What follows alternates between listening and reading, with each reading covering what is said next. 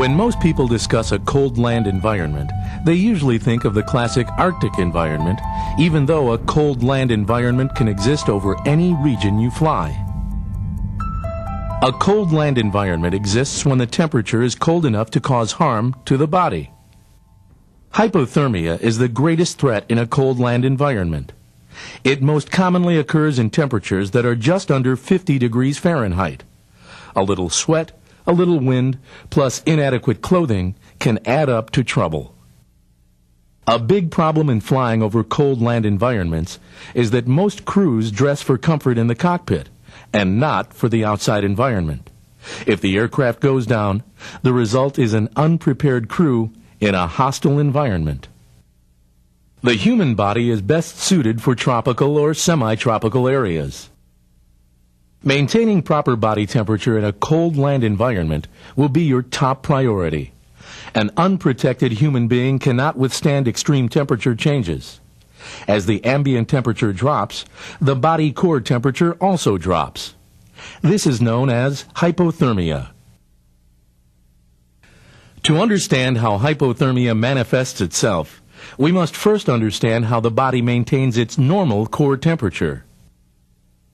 Through the process of metabolism, the body core maintains an average temperature of 98.6 degrees Fahrenheit. As long as heat loss does not exceed heat buildup, the body will function normally. However, if heat is lost from the body too quickly, it will lower body core temperature. As the body core temperature drops, so does mental and physical efficiency.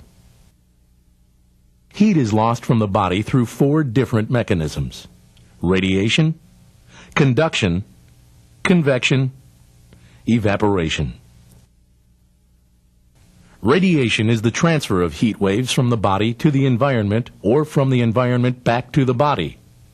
Radiation is considered the primary cause of heat loss. An example of radiation would be to expose a person to a cold environment without adequate protection. Since up to 50% of body heat loss occurs through the head and neck, exposing these areas could cause a rapid loss of body core temperature. This is why it is imperative to keep the head and neck areas covered while in a cold land environment. Conduction is simply the movement of heat from one object to another.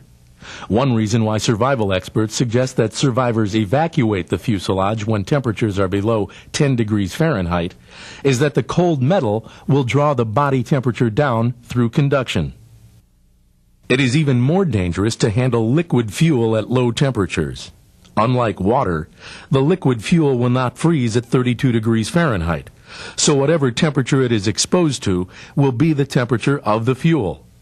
If the temperature is well below zero, coming into contact with the fuel can cause instant frostbite. Convection is described as heat movement by means of air or wind to or from an object or body. Through radiation and conduction, the human body is always warming a thin layer of air next to the skin. The temperature of this layer is nearly the same as that of the skin. If this layer stays next to the body, it provides an insulative layer that helps to keep the body warm. However, when this layer of air is removed by convection, the body temperature will lower. Wearing proper clothing can help protect this insulative layer from convection.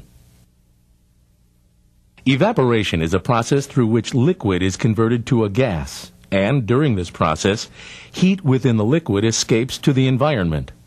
The body uses this method to regulate core temperature when it perspires and air circulates around the body.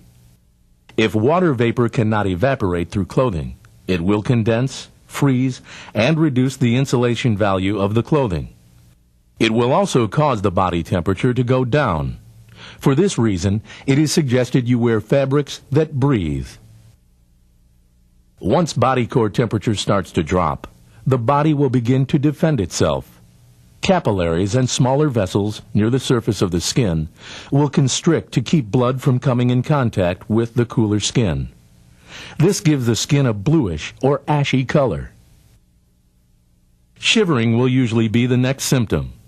This is the body's attempt to produce heat through muscular contraction. At first, the shivering usually is mild. Then it progresses to a more violent form. As muscles begin to cool and stiffen, muscular coordination is lost. Speech will become slurred as mental faculties and judgment begin to slow.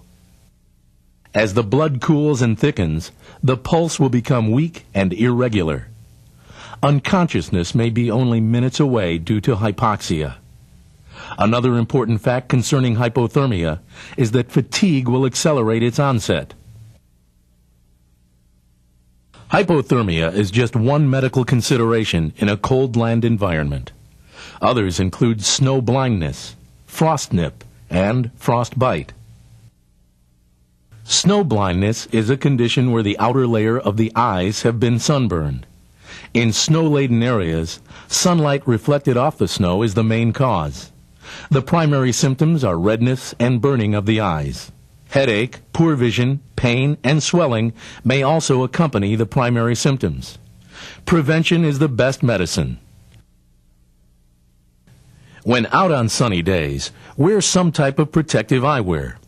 If your survival kits have sunglasses, use them. Even prescription glasses will afford some protection. Treatment for snow blindness includes covering both eyes for 18 hours and applying a cold compress to relieve pain and swelling. Frostnip is the freezing of the superficial layers of skin. It is caused as a result of skin exposed to cold and windy conditions. Symptoms include whitening of the affected area. The affected area will also feel waxy to the touch. Fingertips, earlobes, nose, cheeks, and chin are the areas most vulnerable. To prevent frostnip from happening, adequate clothing is a must. When outside of a shelter, keep all body areas covered. Treatment is very simple. Warm the affected area with body heat and protect the affected area from further freezing. Frostbite is the freezing of tissues, which may include the skin, muscles, tendons, and bone. When the cells in tissue freeze, all cellular activity ceases. Ice crystals may form and draw water from the cell. Ice crystals can cause physical damage to the cells. Also, the cells can no longer